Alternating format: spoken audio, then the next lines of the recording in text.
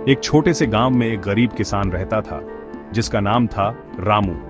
रामू के पास एक छोटी सी जमीन थी जिस पर वह अपनी मेहनत से फसल उगाने की कोशिश करता, लेकिन अक्सर सूखा या बेमौसम बारिश उसकी फसल खराब कर देती। उसकी जिंदगी संघर्ष से भरी थी, लेकिन उसके पास न कोई शिकायत थी न कोई आसरा। एक दिन गांव में एक यात्री आया जो प्रभु यीशु मसीह के बारे में बता रहा था। वह लोगों को एक नई आशा और विश्वास की शिक्षा दे रहा था। रामू ने भी उसे ध्यान से सुना। यात्री ने कहा, प्रभु यीशु मसीह ने हमें सिखाया है कि अगर तुम्हारा विश्वास मजबूत है तो कोई भी मुश्किल तुम्हें तोड़ नहीं सकती। वह हमारे पापों के लिए मरे और हमें अनंत जीवन का मार्ग दिखाया। रामू को यह बात छू गई, लेकिन उसके मन में संदेह था। उसने यात्री से पूछा, अगर यीशु मसीह मेरी मदद कर सकते हैं तो मेरी यह गरीबी क्यों नहीं मिटती? यात्री ने मुस्कुराते हुए कहा, प्रभु यीशु मसीह हमें समृद्धि से ज्यादा शांति और प्रेम का आशीर्वाद देते हैं। वह हमें कठिनाइयों में भी उम्मीद और सहनशीलता सिखाते हैं। अगर तुम सच्चे दिल से उन पर विश्वास रखोगे तो तुम्हारी जिंदगी बदल जाएगी। उस रात रामू ने पहली बार प्रार्थना की।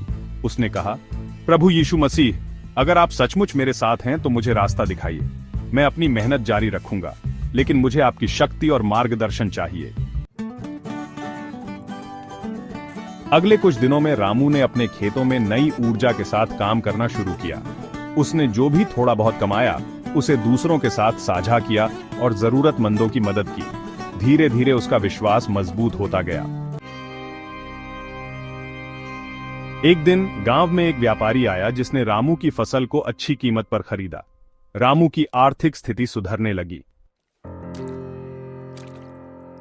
रामू ने यह समझा कि प्रभु यीशु मसीह चमत्कार जरूर करते हैं, लेकिन उनका सबसे बड़ा चमत्कार हमारे दिलों और सोच में बदलाव लाना है। उसने अब हर दिन प्रार्थना करना और दूसरों की मदद करना अपनी जिंदगी का हिस्सा बना लिया।